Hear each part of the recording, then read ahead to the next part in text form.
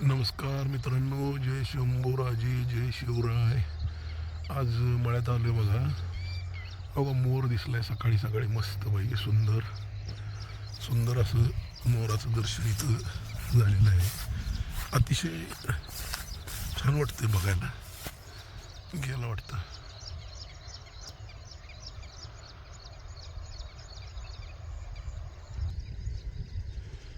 खटाव तालुक्यात जास्त पाऊस झाला आहे. खटाव तालुक्यात एवढा पाऊस होत नाही कधी, पण ह्या वर्षी खूप जरा प्रमाणात जास्त झाला. त्यामुळं थोडंसं पिकांवर प्रादुर्भाव झाला आहे त्याचा थोडासा. यावेळी कीड काय काय पानांवर कीड आलेली आहे. पण एकंदरीत आमच्या इकडचे शेतकरी समाधानी आहेत.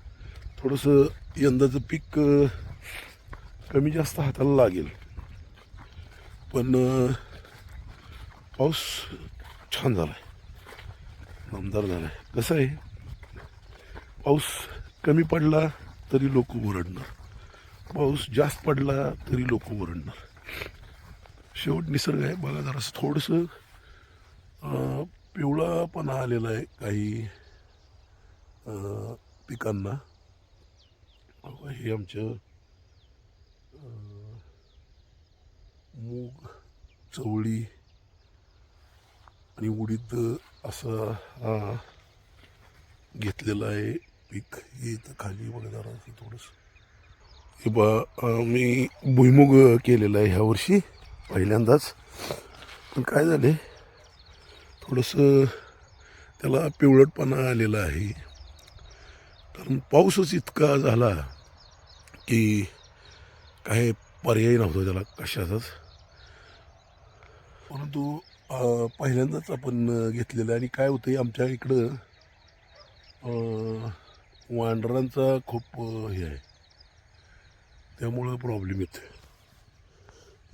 बघा मित्रांनो, काही पिकांवर थोडीशी कीड आलेली आहे बघा.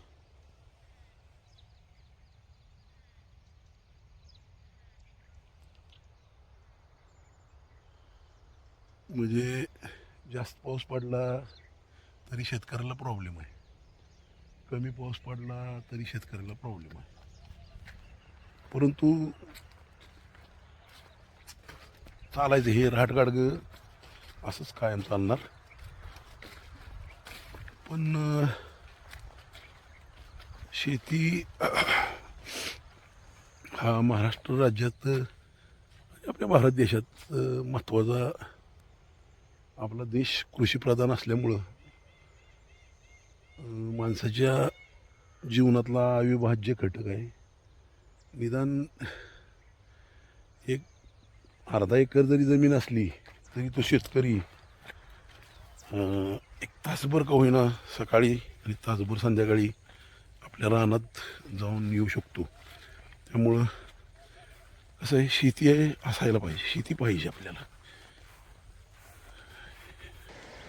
ही पहा, आमच्या खटाव तालुक्याची जननी माई, आम्ही माई म्हणतो, तिला आई म्हणतो, येरळा माई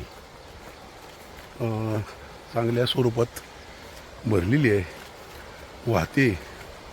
हे तिचं अतिशय नयनरम्य दृश्य मी तुम्हाला दाखवतो जरा. नदीला पाणी असलं ना तर खूप मस्त वाटतं. हे बघा, अतिशय सुंदर अशी वाहती येरळामाई. हे बघा, आणि ही माझ्या शेताच्या जवळूनच जाते अगदी. हो, हे माझं रान आहे आणि ही येरळामाई. अतिशय नयनरम्य दृश्य आम्हाला फारसं कधी बघायला मिळत नाही, पण असं बघितलं की डोळ्याला पाणी आल्याशिवाय नक्कीच राहत नाही, कारण अतिशय समाधान होतं. आणि आमच्या खटाव तालुक्यासाठी वरदायी ठरलेला येरळवाडीचं धरण हे पूर्ण क्षमतेनं आता ह्यावेळी भरलेलं आहे. त्यामुळं अतिशय आनंददायी वातावरण खटावमान तालुक्याच्या लोकांच्या मनात आहे. आम्हाला ती पाणी भरपूर दिवस पुरणार आहे. थोडंसं टेन्शन पुढच्या 1-2 वर्षाचं कमी झालेलं आहे. हो मित्रांनो, मी इथं मागं एक कळकाचं छोटंसं लावलं होतं, बारीक बारीक कळकाचं एक आणून लावलं होतं. त्याचं बघा दाखवतो तुम्हाला. हा मोठा कळक झालेला आहे. हा बघा,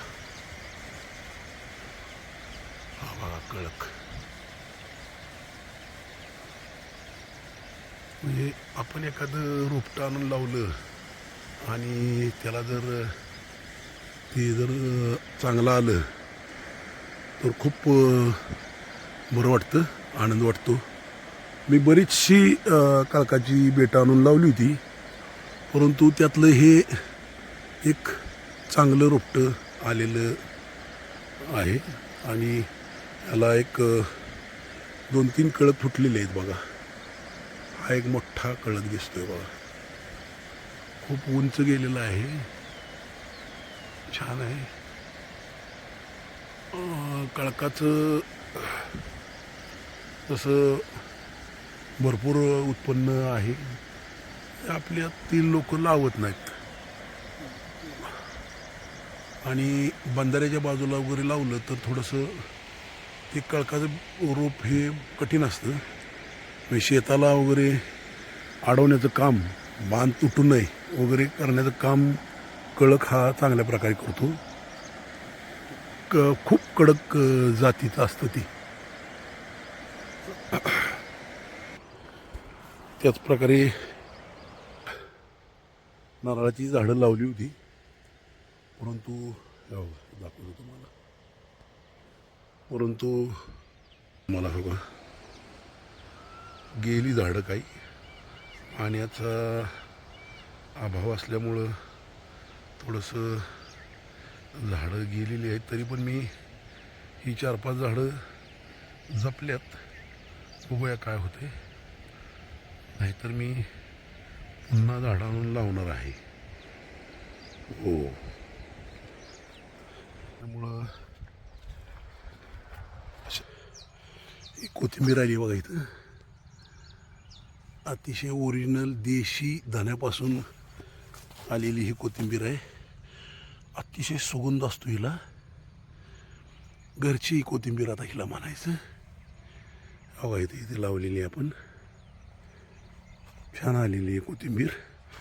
आणि ह्या गोष्टी उभ्या केलेल्या त्या माकडं, वांढरं, मोर येऊ नयेत म्हणून आपण हे उभं केलेलं आहे. थोडीशी आपण कोथिंबीर एकच काढूया, घरी न्यायला बघूया, थोडीशी काढून घेऊन जाऊया.